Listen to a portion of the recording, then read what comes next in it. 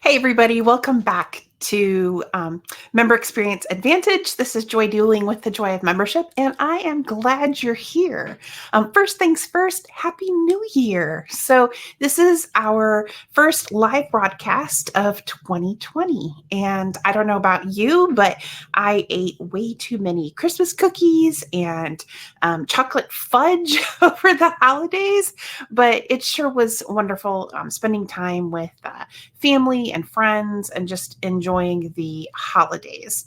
So now we're ready for 2020, and it's time to get focused back on what our goals are for 2020 and actually generating the growth that we want to happen. So I thought that the best way to approach that from this crowdcast perspective is to do a couple special series here. So this particular crowdcast is going to kick off a 4-part series that focuses on what I classify as the first stage in the member experience. So when you're intentionally designing a member experience, there are actually 8 stages that walks a prospective member and then a member kind of through their relationship with you. For the next 4 weeks, we're going to focus just on that very first stage of discovery. And discovery is the stage in which people don't know that you exist at all, and then suddenly you rise up in their awareness. Somehow they run across your organization and become acquainted with what you do. Now, the most frustrating part of this particular stage is that you don't see enough people coming into it. The folks in your audience, your ideal target member, there are still far too many of them that simply don't know that you exist. And for someone who's leading an association or a trade group, this is incredibly frustrating. Your organization does great work. You know that you're delivering results for your members. People give you rave reviews, and you sit there wondering, why is it that there are still a whole lot of people in our industry or, who are concerned about the topic that our membership-based nonprofit focuses on? How could they possibly don't know that we exist? So this series aims at addressing that question. Why don't more people know that your organization exists? So from my perspective, what I've seen with clients, there are typically 4 problems, and we're going to focus on each of those 4 problems over the next 4 weeks. So week 1, we're going to talk about you're not showing up where prospective members are trying to solve problems. So that is our focus for this week, not showing up where prospective members are trying to solve their problems. Now, in fairness, a lot of associations, trade groups, and membership-based nonprofits don't naturally think of themselves as problem solvers. They've been organized around a mission of carrying out a particular drawing attention to a particular industry, advocating for their members, advancing a cause or a profession. And so those things don't naturally align with the thinking of themselves as solving a problem. Solving a problem is something that is probably more familiar to business owners or entrepreneurs. They tend to think of bringing a product to market that solves a problem. But associations and trade groups tend to think of what they do as advancing a cause or advancing a mission or an industry. And we have to kind of shift that to begin thinking about what problems your potential members are trying to solve. Because if you can come up with an answer to that question, it makes it a lot easier to know where you need to position your organization to get in front of them. So let me give you an example. So let's say that you are an organization that is focused on long-term care, or you are an association for accountants, or you are a trade group for landscape architects. So you probably are doing things like networking. Maybe you offer an annual conference. You might have some education programs, like a few trainings per year.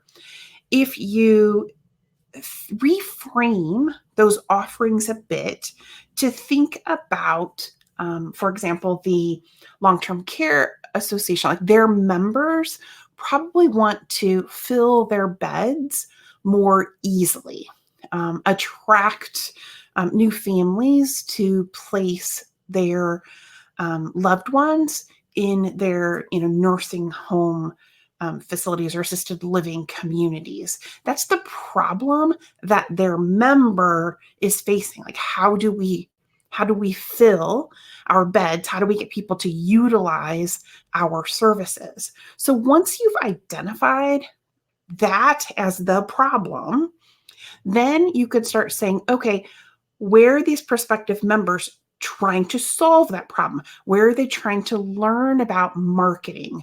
Who are they working with on their census build up? Who are the strategic partners that they might be lining up with, like the key accounting firms, or maybe there are construction companies that they're working with on kind of remodeling their facilities, those sorts of things, because those prospective members are trying to make themselves more attractive to the individuals and families that they want to pull in. So as soon as you have kind of reframed the problem and you're thinking about what are they trying to solve, then you can shift where you are trying to market your organization to being in those places. So some of the things that long-term care association might try are publishing articles focused on those problems on their own website. They could create relevant articles for industry magazines, or they could have a spokesperson appear as a guest on industry podcasts, again, talking about the problems that their potential members are facing. They could offer an introductory workshop, maybe a marketing workshop for those specific members that they're trying to attract. Perhaps they could create referral relationships with marketing firms, accounting firms, or legal firms that specifically serve that long-term care audience. They could publish an ebook and put it out on Amazon. So if someone is looking for learning resources, that Amazon offering would pop up in search results. They could create a YouTube channel that is focused on, solving that problem, putting out great information. Can you see how all of these sorts of things become easier when you know that there's a problem that someone is trying to solve, and all you have to do is figure out how to kind of get in the places where they're trying to solve those problems? Everything starts to become easier. So, for this week, I guess my challenge for you is to start thinking about your own organization and whether you have clearly identified the problems that your prospective members are trying to solve. Is it a marketing problem? Is it a pricing problem? Is it a relationship problem? As soon as you know what they're out there searching for, then you will naturally be able to brainstorm some ideas for getting in front of them. Now, That is just the first step. The next couple of weeks, we're going to talk about, some of the other things that might be holding you back in this particular area of discovery and why people don't know you exist. So we're going to talk about whether or not your organization is offering a promise that people actually notice. Are you showing up consistently? So once you know that those problems are there that they're trying to solve, and you get yourself in front of them where they're looking for those problems, are you actually showing up there consistently? And then the final week in the series will be focused on, that people actually do know you exist, but you haven't captured that in any way. So you can't really connect with them and build that relationship. So that's kind of where we're going from here. I hope that this particular series will get you thinking about kind of that early stage of the membership journey and how you can begin, getting more people into the start of the relationship with you. Now, as I've mentioned, that is just the beginning. You have 7 other stages that you have to walk people through if you really want to have a thriving relationship with them. And we will get through all of those. But for now, we're going to stick with discovery and getting people to notice you and to see you as a potential solution to a problem that they are struggling with. So we'll be back next week with the rest of the series continuation. And in the meantime, have a great week. And I will see you same time, same place next week. Take care, everyone.